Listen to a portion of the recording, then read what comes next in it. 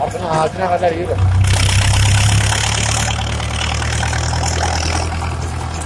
Hala.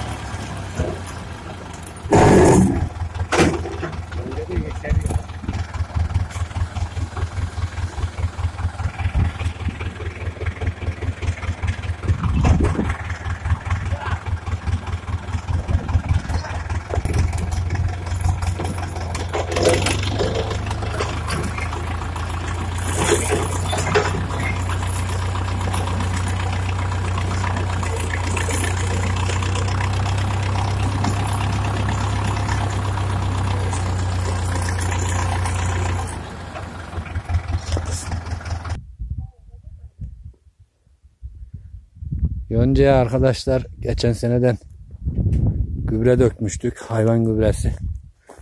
Hem onu şu şekilde göstereyim. Taban çekip şu şey olanlara, kesek olanları ezilmek için balya yaptığımızda balyanın içinde kalmasın diye. Hem de biraz fidan işimiz var. Şu anda onu dikiyoruz. Ondan sonra da tapan çekeceğiz. Arkadaşlar bu arada Şitayra da bir boyama yaptım şöyle. Nasıl oldu acaba? Hı?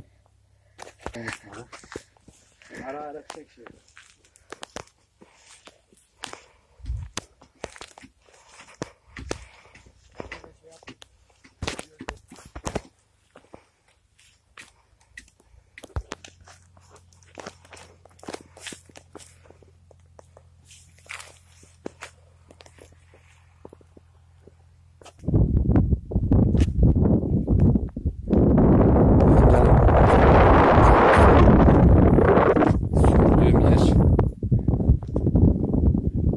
Olarak kullanılacak.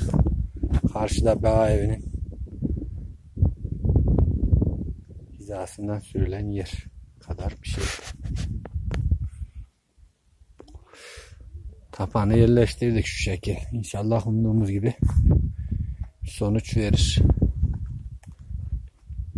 Alt çekiden de aktım. Tapanın boyu da bayağı kısa. Motora yakın oldu ama olsun bakalım.